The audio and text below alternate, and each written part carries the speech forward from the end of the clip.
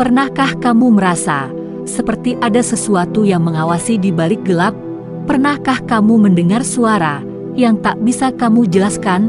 Mungkin saat lampu padam atau ketika sendiri di ruangan kosong, kamu merasakan jantungmu berdetak lebih cepat. Itulah titik di mana logika berhenti dan imajinasi gaib mulai mengambil alih, dari cerita kuno tentang roh penunggu sampai mitos modern tentang energi tak terlihat. Manusia selalu mencari jawaban untuk hal-hal yang tak bisa dipahami. Tapi, mengapa kita begitu mudah percaya pada yang supranatural? Apakah itu karena ketakutan, karena kebiasaan turun-temurun, atau karena otak manusia memang diciptakan untuk bercerita?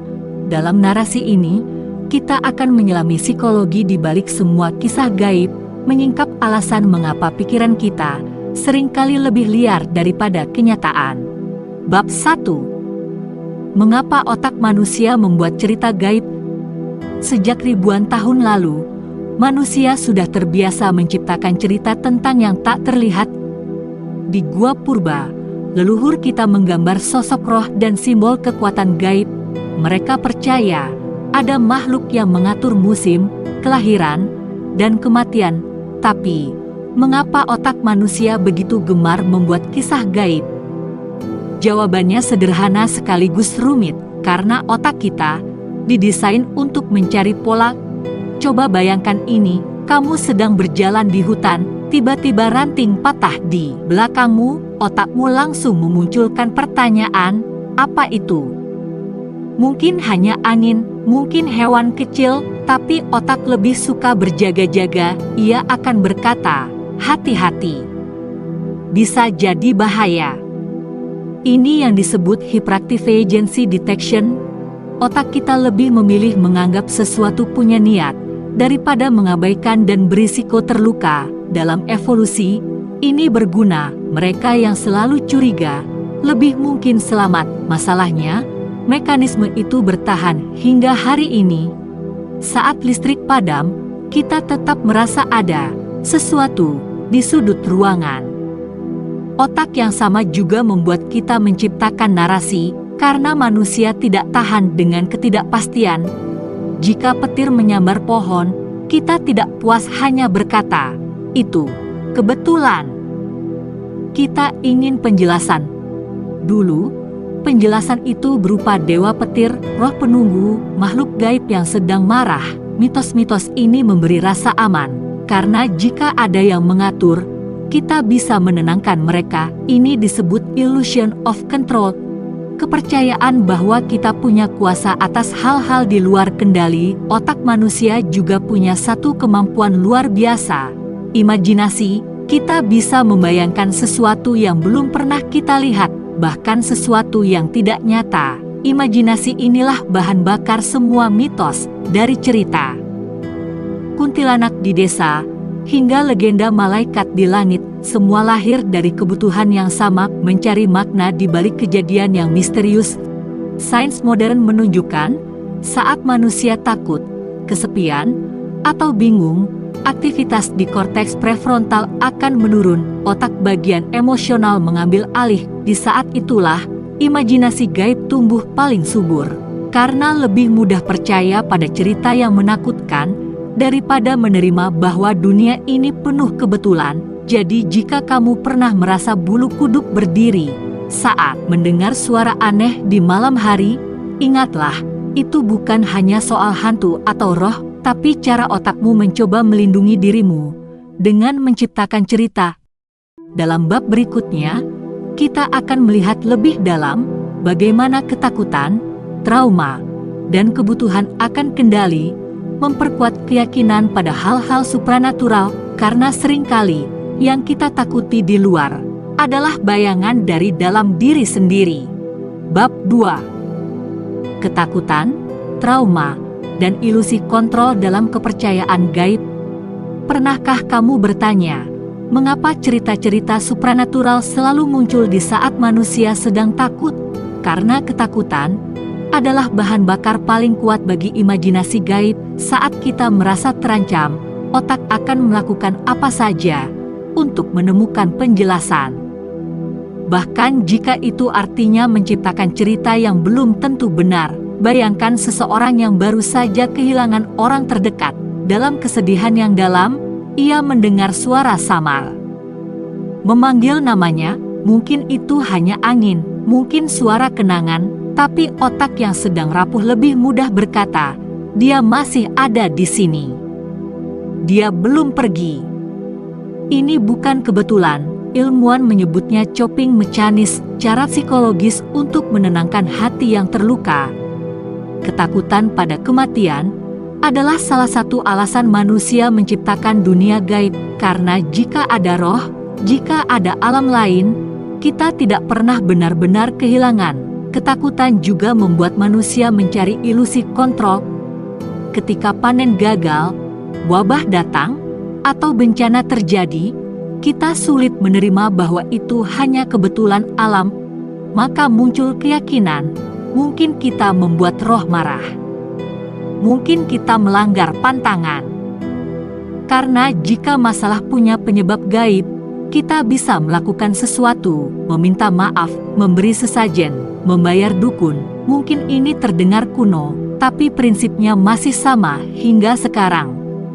Saat seseorang sakit parah dan pengobatan medis tak lagi mampu membantu, banyak yang beralih pada pengobatan alternatif, ramuan misterius, doa-doa rahasia. Bukan hanya karena putus asa, tapi karena manusia tak tahan merasa tak berdaya. Psikologi menyebut ini illusion of control, keyakinan bahwa kita bisa mempengaruhi hal di luar kuasa kita. Trauma juga punya peran besar. Orang yang pernah mengalami kekerasan, kehilangan, atau kejadian luar biasa, sering mencari makna agar luka batinnya terasa lebih masuk akal. Mungkin ini takdir. Mungkin ini karma. Mungkin ada kekuatan gaib yang sedang menguji.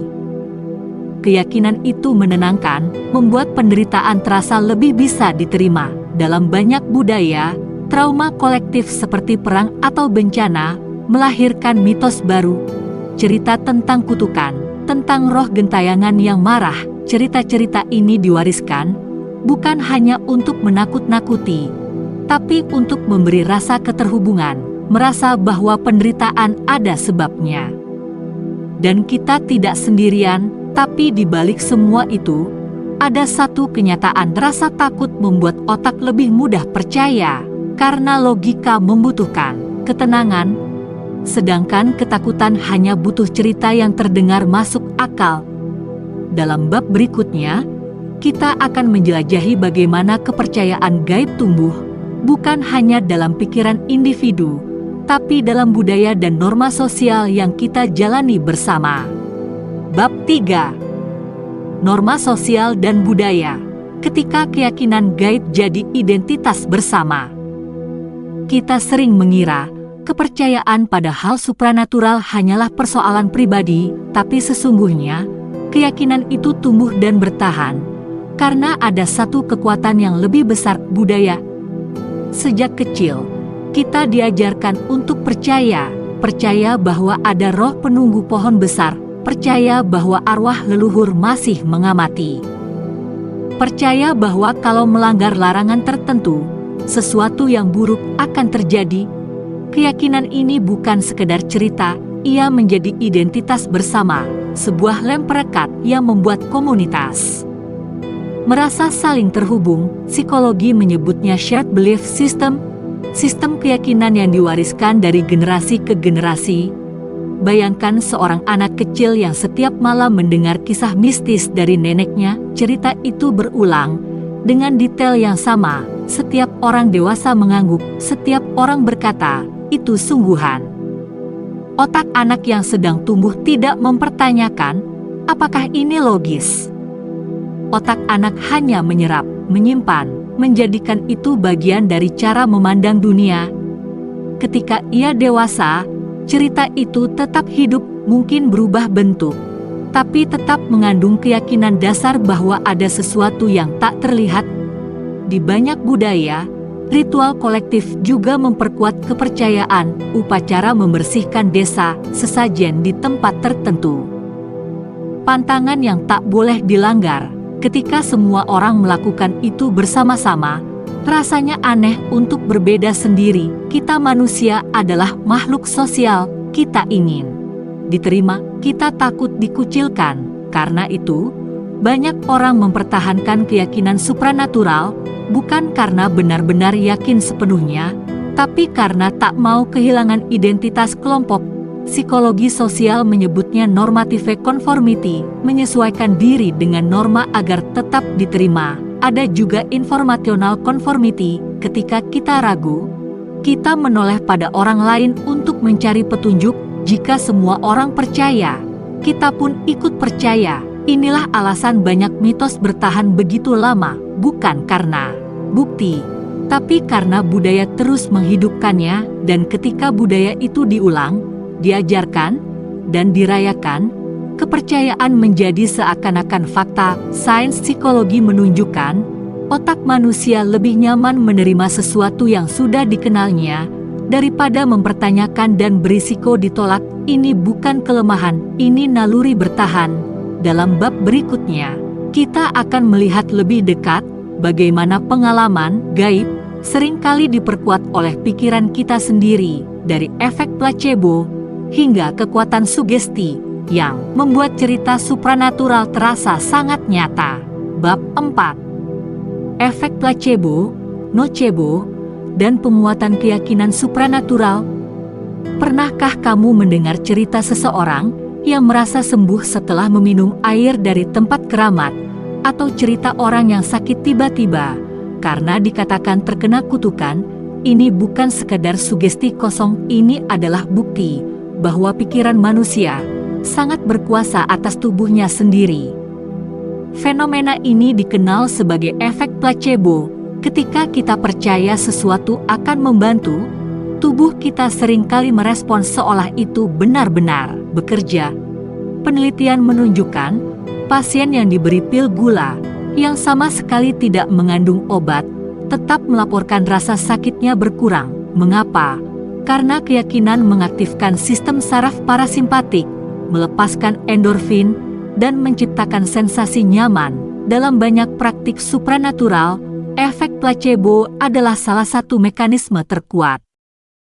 Ketika seseorang percaya bahwa doa tertentu, air tertentu, atau ritual tertentu akan menyembuhkan, tubuhnya menyesuaikan.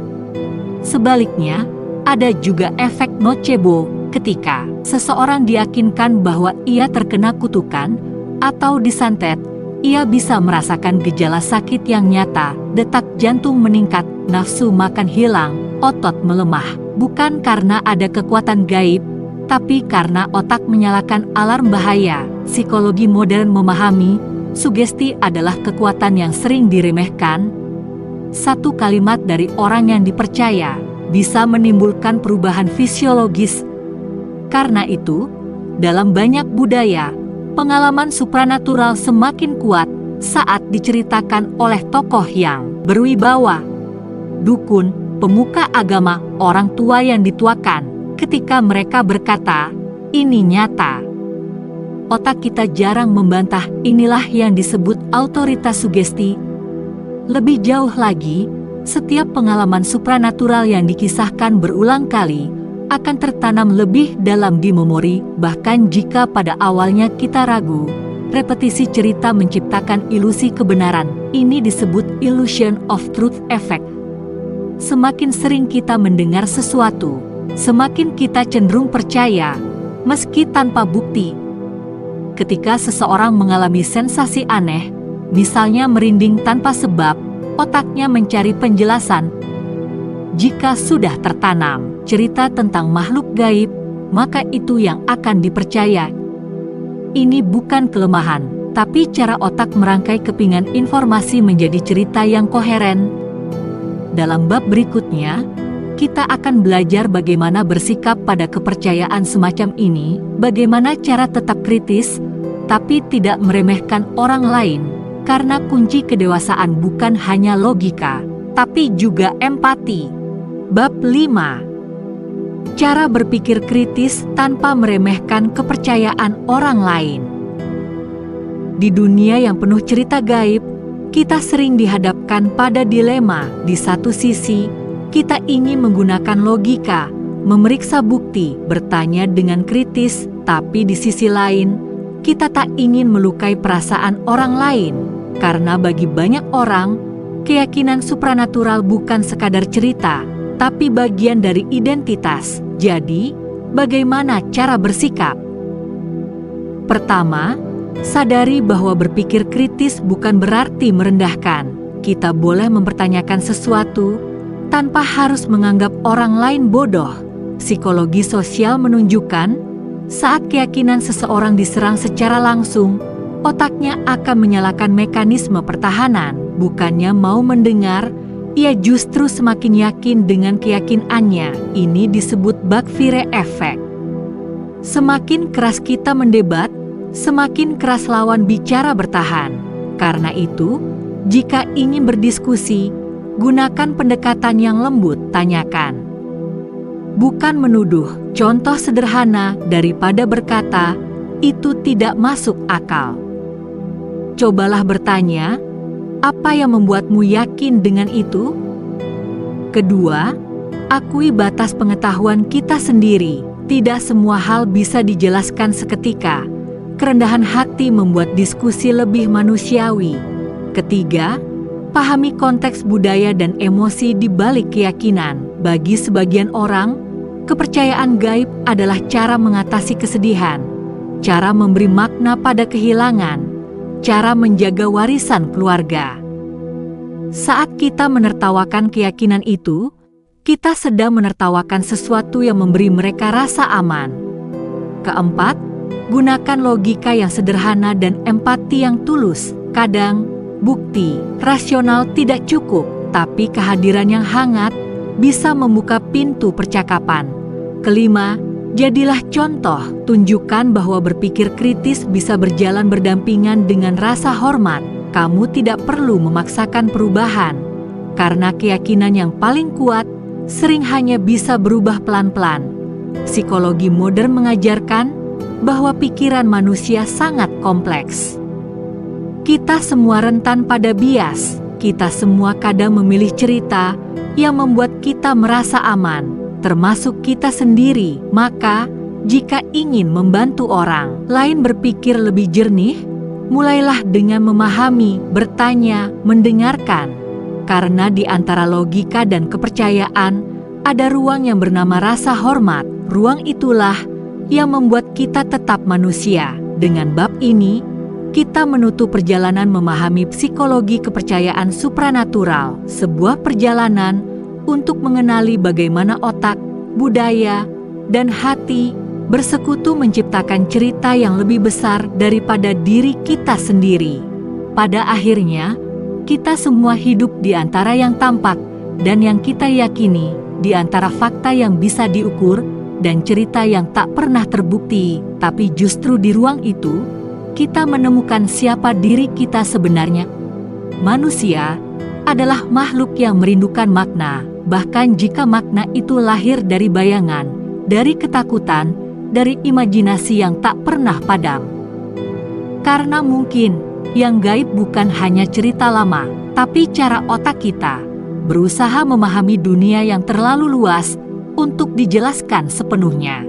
Jika narasi ini membuatmu berpikir, atau mungkin mengingatkanmu pada cerita masa kecil, jangan ragu untuk meninggalkan tanda suka. Bagikan video ini kepada temanmu yang juga ingin memahami mengapa manusia percaya pada hal-hal yang tak terlihat. Dan jika kamu ingin menjelajahi lebih banyak kisah psikologi, klik tombol subscribe sekarang. Bersama-sama, kita belajar menjadi lebih sadar, lebih kritis, dan lebih memahami diri sendiri.